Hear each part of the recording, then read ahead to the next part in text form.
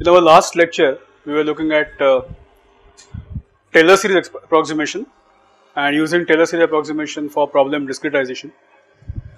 So we looked at solving nonlinear algebraic equations of this form. So what is the discretization process involved here? I want to point out what is the original operator, what is the discretized operator, and how we are solving a problem which is not the original problem but a different problem. So that I want to point out here. So one thing which I stressed in my last lecture was polynomial approximation actually is the cornerstone of approximating different problems or discretizing different problems in numerical analysis, and Weierstrass theorem gives us the foundation why we can approximate a continuous function using a polynomial function. Now how do you do it? Weierstrass theorem is only an existence theorem, it does not tell you how to construct polynomial approximation. So we said we are going to look at three different ways of constructing polynomial approximation. One of them is Taylor series approximation, and then we looked at example of multivariable Taylor series, that was developing Newton's method for solving nonlinear algebraic equations. So what I had been talking about earlier is that you have this y is equal to t of x, where x belongs to a subset M of x, x is our vector space and x is the domain, y is the range. This is the original problem, and then I said that we actually end up solving y tilde is equal to t cap x tilde. We end up solving a different problem than what we started with. So I just want to juxtapose the two things. What we wanted to do here actually was to solve f of x, that is equal to f1x, f2x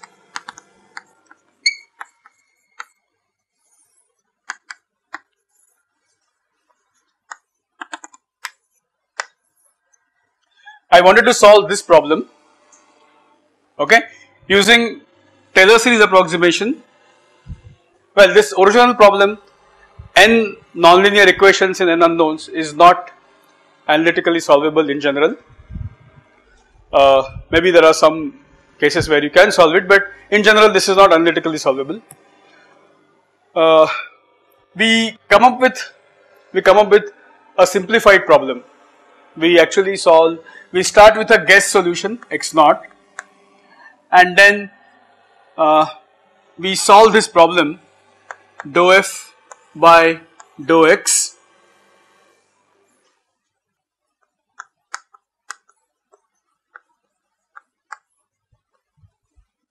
So this is my initial guess.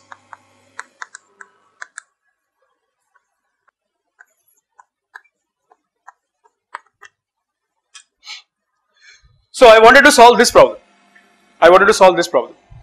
Okay. This is the original simultaneous nonlinear equations. Actually, the way I end up solving this is by approximating. Okay. Way I end up solving this is by approximating. So this is my t cap. What is t cap here? T cap here is a sequence of linear algebraic equations which are constructed from the original problem, and what we hope is that this sequence will finally go to, so x0, x1, xk will tend to x star. What is x star? X star is my solution of the original problem. So I hope that f of x star is equal to 0 vector. I hope to converge to this solution x star. Okay, so this one is my Newton's method here. This is my Newton's method.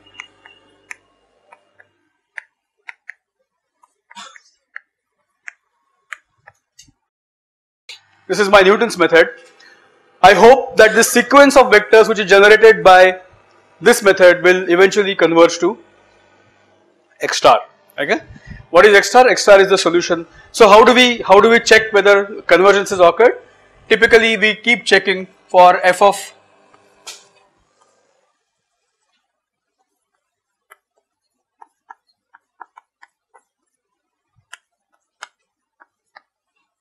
so we keep checking for convergence, whether f of x has become really small, where epsilon 1 and epsilon 2 are typically very small numbers. So we keep checking whether the convergence has occurred, and we want to know whether the vector where the sequence is converging, whether that solves this problem equal to 0. We actually cannot check in a computer exactly equal to 0, so we check for a norm. This could be any norm, this could be infinite norm, this could be 1 norm, 2 norm, whatever you like to use. Any one of the norms can be used. So original problem has been approximated using Taylor series, and then the approximate problem is solved, and then we hope that the sequence generated in the approximate problem solution will tend to the solution of the true problem. Now I have just introduced this Newton's method here. We will be revisiting Newton's method again much more in detail. There are many modifications to make it converge, and or how can you accelerate. So we will talk about it later. Right now I am introducing Newton's method just as an application of Taylor series approximation. Okay, about 1 or 1.5 months later we will revisit this Newton's method much more in detail, solving nonlinear equations much more in detail. But the point to convey here is this was achieved through Taylor series approximation. So the basis for this was using Taylor series. So what we have done is f of x k plus 1, okay, has been actually approximated as f of x k plus dou f by dou x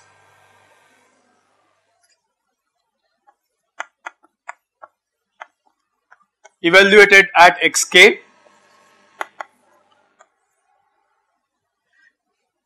So this into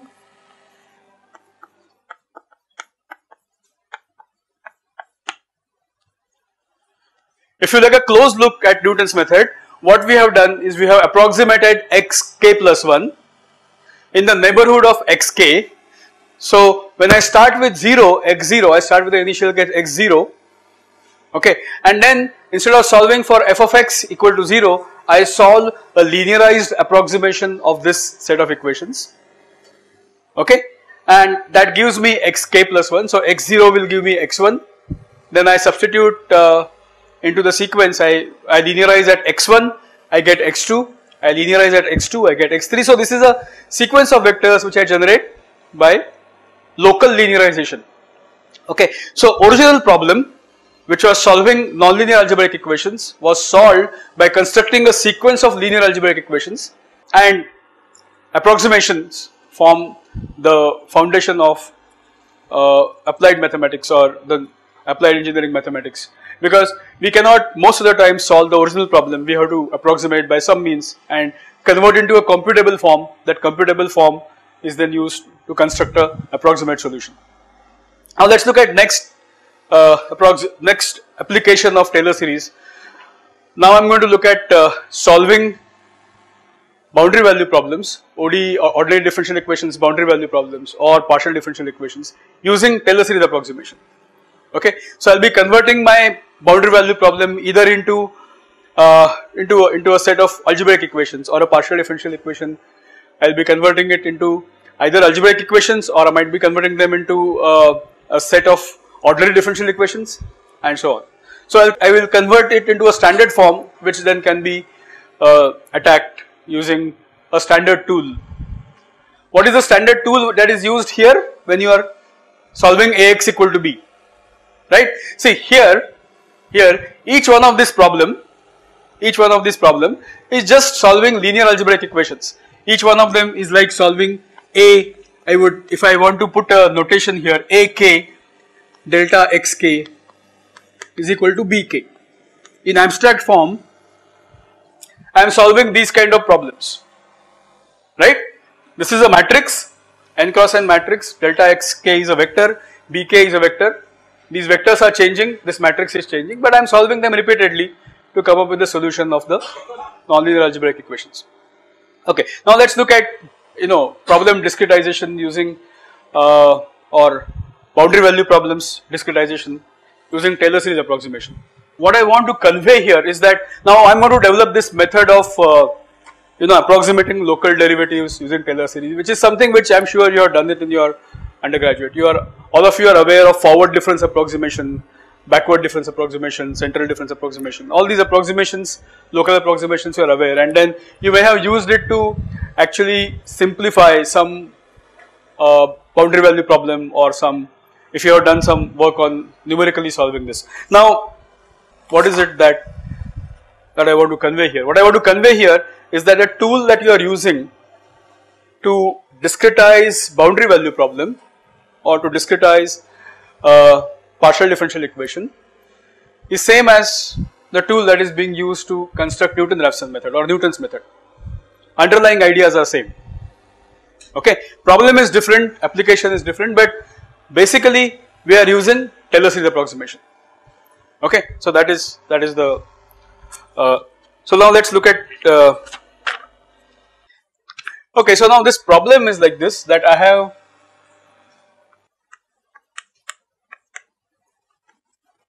let's for the time being take a set of differentiable functions on interval 0 to 1. So this is 0 to 1 and I have some continuously differentiable function, okay, and this is some point, let's say this is some point z is equal to or z is equal to z bar. This is a point. At this point I want to construct a local approximation of derivative of this function, okay, something which you know very well how this is then I am sure forward difference, backward difference has been taught to you at some point. So now I just want to put it in the context of Taylor series so that the connections become clear. So this is my interval and it locally I want to so what we do is around this point we take some small perturbation, okay. So I can take a perturbation, so let delta z greater than 0 be a perturbation, okay, let delta z greater than 0 be a perturbation and I want to look at Taylor series expansion of f z bar plus delta z. I want to look at Taylor series expansion of z bar plus delta z. I also want to look at Taylor series expansion of z bar minus delta z. Okay, and then using, so I want to expand this function. Now this function which I am looking at should be continuously differentiable once, twice, thrice, depending upon the order that order of approximation that you want to develop.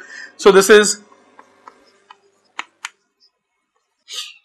so I want to develop a Taylor series approximation in the neighborhood of z is equal to z bar and then use that further to discretize boundary value problems.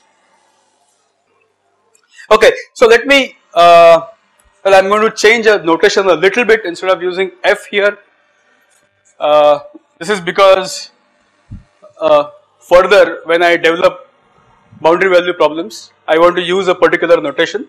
So I am going to use here u is a continuous function, continuously differentiable function which we want to, okay. So if I take u z bar plus delta z, I can write this as u z bar plus, so the notation here means that we are actually computing all these derivatives at z is equal to z bar, okay, and so on. So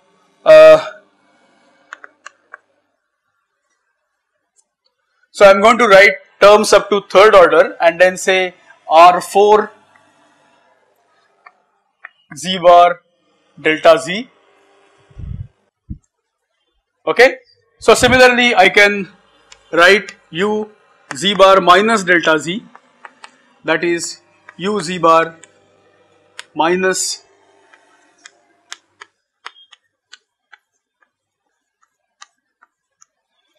so here delta z square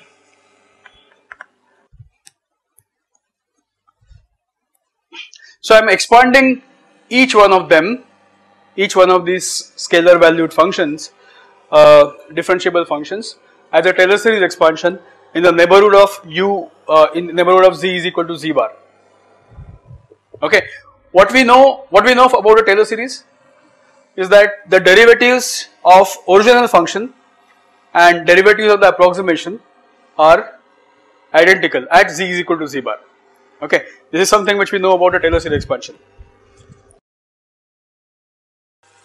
So I am going to use this property to construct approximations. See the first equation, there are multiple ways I can arrive at approximation starting from these two equations. So equation number say 1 and equation number 2, okay. So one way is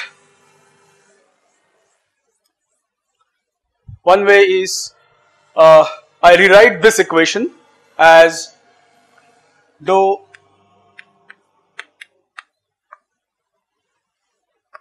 actually we can write exact differentiable because we don't have to these need not be partial derivatives, these can be exact, not exact, these are not partial derivatives, there is only one variable, so I can write d here.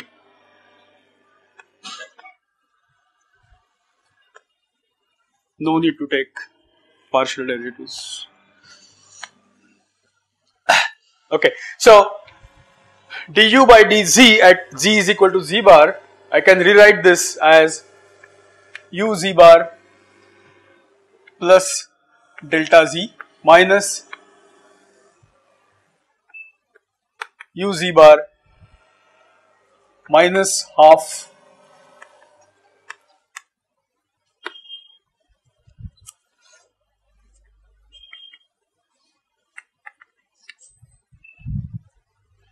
so one way is I can write this as, one way is that I can write du by dz bar as u z plus delta z minus u z bar by delta z plus some terms. This involves second order derivatives and all the higher order terms, okay. So I could choose to neglect the terms that are, if delta z is very small, I can choose to neglect terms of order delta z and higher, and then I get an approximation which is forward difference approximation. So this is my forward difference approximation if I choose to neglect terms of delta z and higher order, okay. If delta z is very small, so if I am in a very small neighborhood of z bar, I could actually approximate this, I could use this as an approximation for the local derivative. The same way is I could rearrange the second equation. So the first equation I get like this, the second equation would give me du z bar by dz. Right now just remember that I am writing equal to, okay, that is because this is this plus something, okay. If you don't neglect it, this is exact equality, okay. If you don't neglect it, it's exact equality. Moment we choose to neglect this delta z and higher order terms, then it is approximation of this will be local approximation of this will be, this is the forward difference.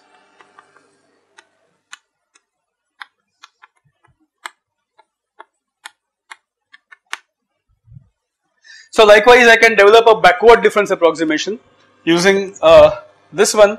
So this will become u z bar minus u z bar minus delta z upon delta z. So plus the terms which you take on this side. So these are all, these terms are of order delta z. These terms are of order delta z square, delta z cube and so on. So when the first term, when the first, the order of this is the smallest term that we are neglecting. So in this case delta z we are neglecting, in this case also delta z higher we are neglecting. So this becomes my backward difference approximation. This becomes my backward difference approximation. But these two approximations, okay, are somewhat inferior because we are neglecting terms of the order delta z and higher. If there was an approximation where we could neglect terms of delta z square and higher, okay, then that would be a better approximation of the local derivative than these approximations. So that turns out to be the central difference approximation. So the way we derive central difference approximation is we subtract equation 2 from equation 1, subtract equation 2 from equation 1, and then we arrive at the central difference approximation. In central difference approximation what will happen is that this second derivative here will vanish, if you notice. If I subtract from this term, this is positive, this will vanish, okay, but the third order derivative will remain, okay, the third order derivative will remain, and what we get here is after doing this subtraction and rearranging, so here what you get is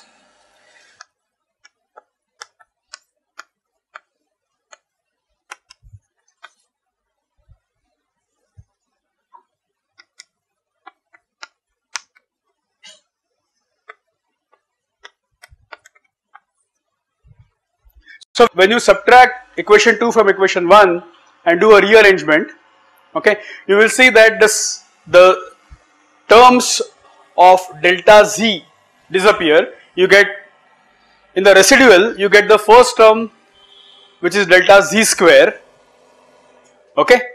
So the way we write is that this is order of delta z square. So the terms delta z square and higher are neglected, and what you get here is the central difference approximation, okay. So this is my central difference approximation. This is my central difference approximation. So this central difference approximation is preferred over forward difference or backward difference. That is because in forward difference or backward difference you neglect terms of the order delta z and higher. In this case you neglect terms of delta z square and higher, okay. So this is a better approximation than forward difference or backward difference approximation. What about second derivatives? I could use these ideas to come up with this Taylor series approximation to approximate the second derivative here. The second derivative here, okay. So if I rearrange these equations, I just have to be careful what I eliminate. If I rearrange these equations, you can develop subtract and rearrange, then you can develop the second order difference equation. So you can develop this d2u by dz square is equal to u z plus delta z, z bar plus delta z minus 2 u z,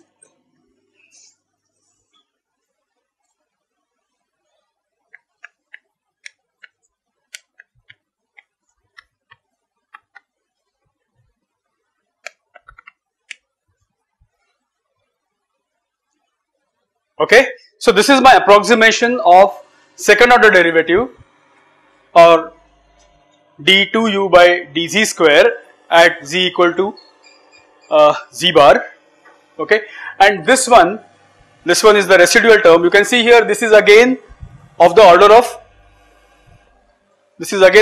of delta z square.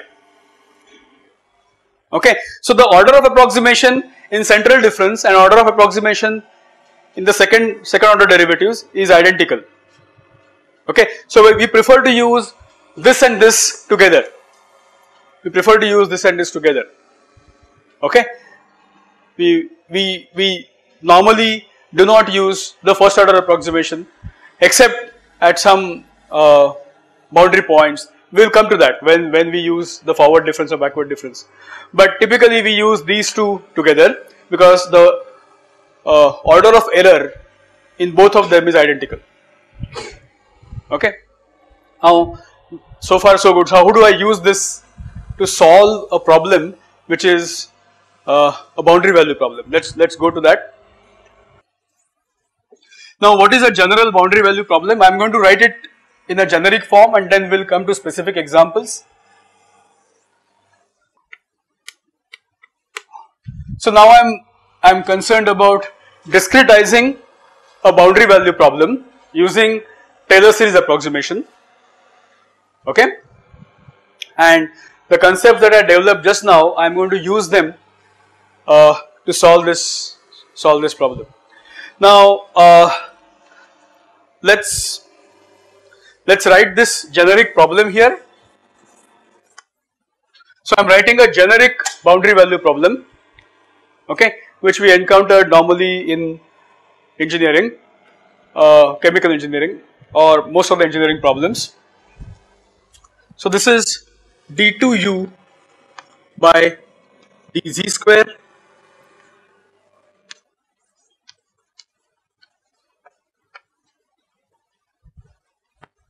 So typically we have this second order differential equation, which is, I am writing it as some psi. This could be a linear differential equation, this could be a non-linear differential equation, some differential equation.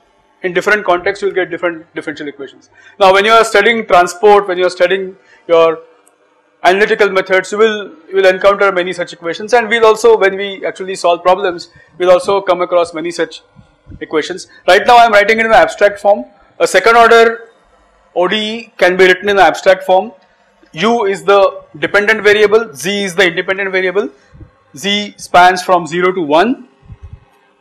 Okay, Z spans from 0 to 1, and so this is my ODE, ordinary differential equation, which holds over 0 to 1. Okay, and at the two boundary points I have two boundary conditions. Okay, so my BC1, I am going to write this as F1 dz0 du0 by dz u0 0 is equal to 0. This is my first boundary condition. I am writing it in the abstract form. We'll look at specific examples. So this is my first boundary condition, and this is my second boundary condition. So there are two boundary conditions at z is equal to 0 and z is equal to 1.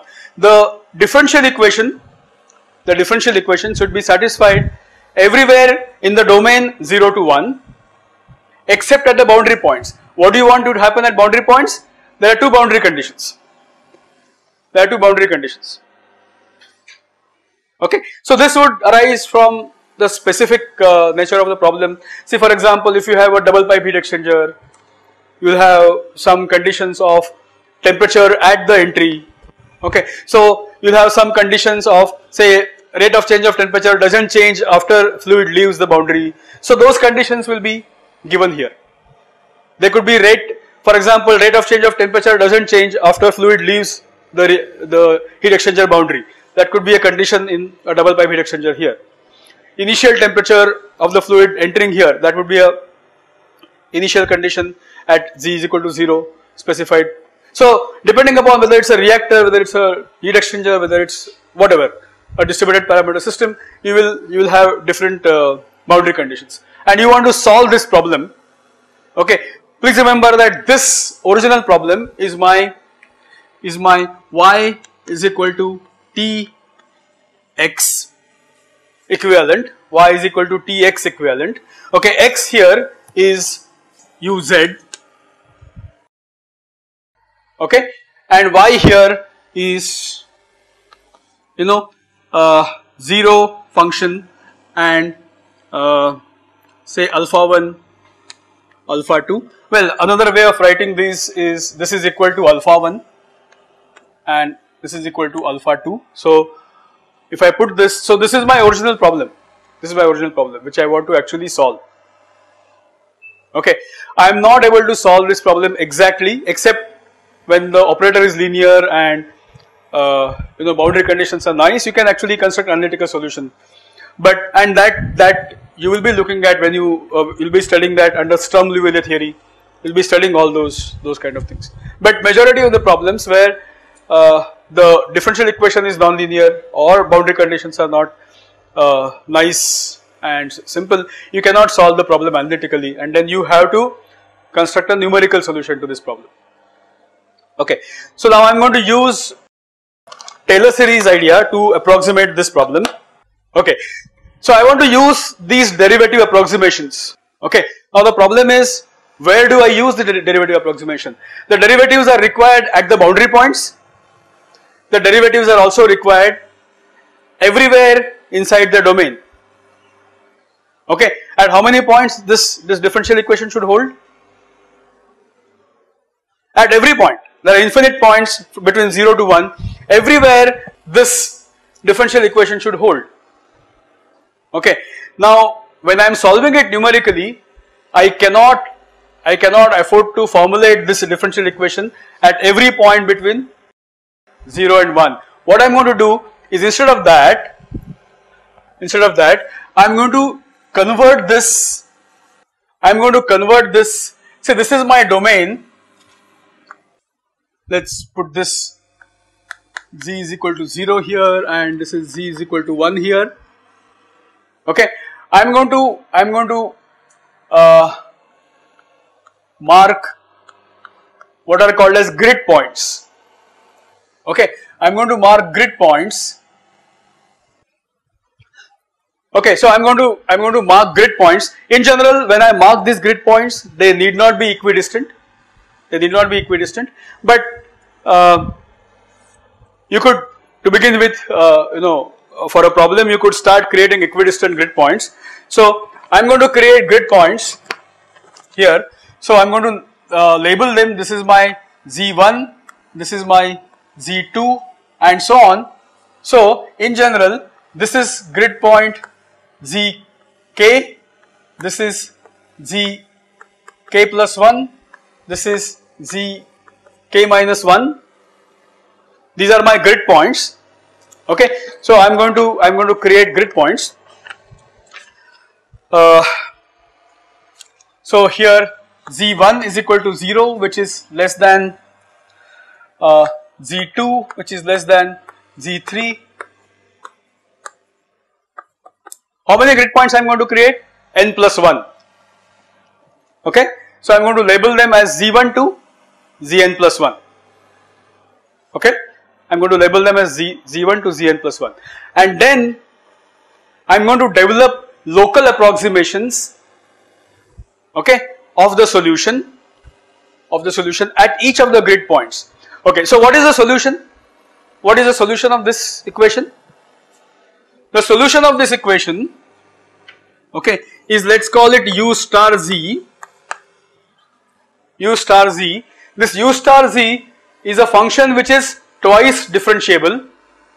It should be, right? Otherwise it will not be a solution of this differential equation. The true solution is a twice differentiable function, continuously differentiable function over the interval 0 to 1. Okay, so remember this. This is a true solution.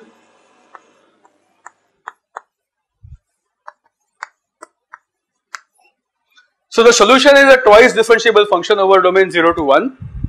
Okay. I am going to construct a local solution. I am going to construct an approximate solution uz. uz is not going to be u star z. Okay, you will realize why it is not going to be star z very soon. Okay, what I am going to do is I am going to approximate this unknown solution. Right now it is unknown to me. I want to solve the problem. I do not know what it is. Okay, but I am going to approximate at any point. Okay, I am going to approximate the first and the second order derivatives of uz. So uz, first of all, remember, is an approximate solution,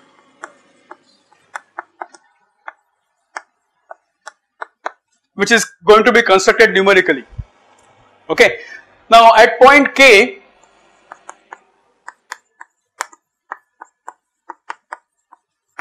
at point z is equal to zk, okay, I need, if I want to enforce the differential equation, what do I need?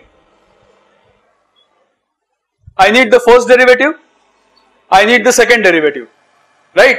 See, I need to enforce, look at this differential equation here, I need to enforce this differential equation at every point in the domain. Okay, instead of that, what I am going to do is, instead of enforcing it at every point in the domain, I am going to enforce this equation at some finite number of points. Okay, what are these finite number of points? This finite number of points are listed here, z1, z2, you know, see this domain I have marked. Okay, so in general, you know, you can mark this in such a way that zk minus 1 is equal to delta z. Let us make a simplifying assumption that the gap between any two is delta z. It need not be constant, but I am making a simplifying assumption that these are equidistant points. Okay, so at z is equal to zk, okay, I can say that du by, so the derivative, first derivative, I am going to approximate as u k plus 1. Okay, before that let me develop a notation and then we proceed to this. So let us develop a simplifying notation that u k, it corresponds to u at zk. The dependent variable u at point zk is going to be called uk. Okay, this is just a simplifying notation that helps us to write this equation in a very simple manner, discretization in a simple manner. Now let's look at okay, so my du, right, what is, how do you locally approximate the derivative at, right? See, this is my z bar. Earlier I talked about a point z bar. This is my z bar. What is this? This is u calculated at z plus delta z. This is u calculated at u minus delta z. Okay, so this is my local derivative. What is my second derivative? So this is going to be approximated as u k plus 1 minus 2 u k plus u k minus 1 by delta z square. Okay, so with these two approximations, this equation here will be transformed to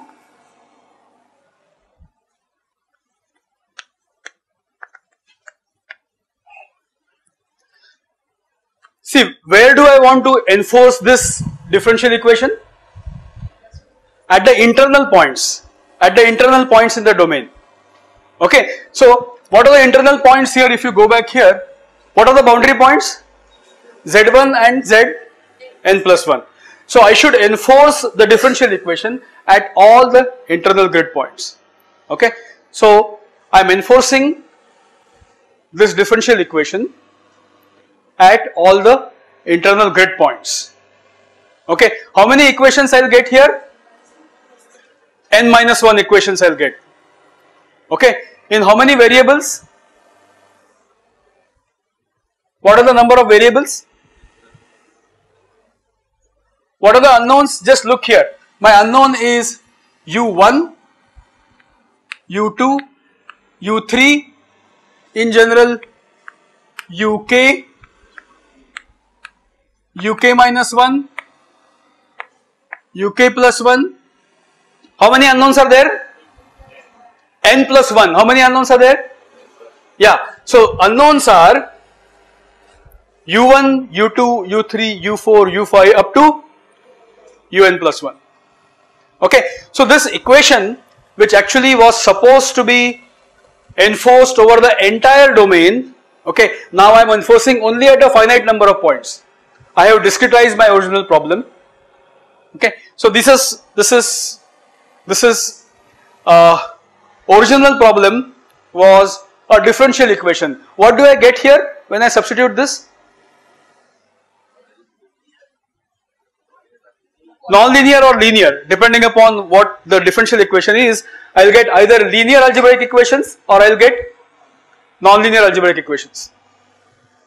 So original problem, which was a differential equation, got transformed into set of non-linear or linear algebraic equations depending upon how the original differential equation is. So we end up solving this problem instead of the original problem. Okay. Now there are two more equations required. How do you get the two more equations? Boundary conditions. Okay. So at boundary I have a choice what kind of approximation I use. I could use an approximation which is forward difference, backward difference, or I could use an approximation which is, because at the boundary point, see here, this derivative at a point requires a point before and point afterwards. So if I want to use central difference here, I will need a point on this side and a point on this side. So there are two approaches. Right now I will just talk about one, the second one we will talk later. So just to end this lecture, I will say that there are two more equations required to solve this problem. So we generate this U1 minus U0 by delta Z. So I am using the forward difference here, U0, 0 is equal to 0, and F2, I am going to use backward difference here, UN plus 1 minus UN by delta Z, UN plus 1 is equal to 0. So these two equations together with these n minus 1 equations, okay, when they are solved simultaneously, I will get an approximate solution of my boundary value problem.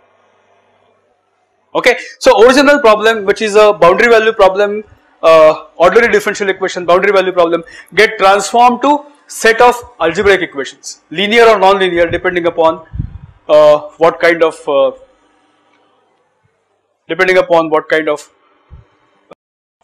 differential equation that you have at hand. Okay, here, so this is discretization. You realize this? We started the original problem in some space, and then you actually solve a problem in the finite dimensional space.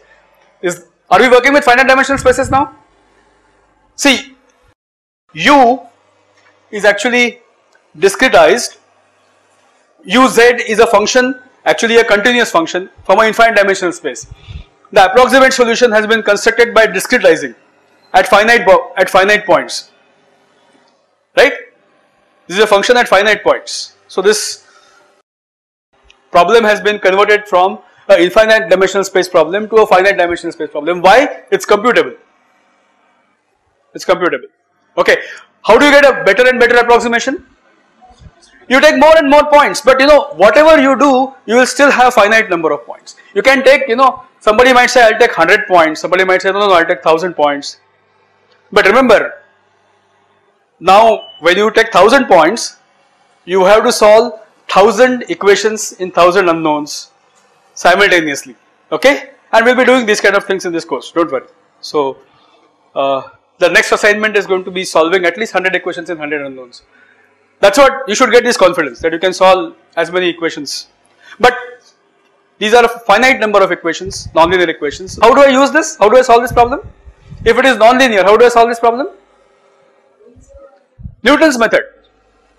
I talked about Newton's method yesterday's lecture, right? Or in the programming assignment, we are using Newton-Raphson method. Newton's method. So once I get this, okay, I still cannot solve it. So I have to further approximate. Okay, so it's a cascade of approximations, not just because finally we know how to solve Ax equal to b. Okay, so we are using Ax equal to b to solve this nonlinear set of equations, but this nonlinear set of equations is arising from discretization of a boundary value problem. So you can see the levels of approximations. You have an approximation, then again you approximate because the approximate problem cannot be solved exactly. Okay, so let's continue with, we'll now, like tomorrow's class, we'll see some concrete examples, okay, of boundary value problems where we'll take some differential equation, discretize it and see what happens. Remember, these equations are coupled equations. You cannot solve them separately, okay, because for any point, you know, k plus 1 and k minus 1 appear in the equation. So these are all tightly coupled and you have to solve them together. You cannot solve them separately.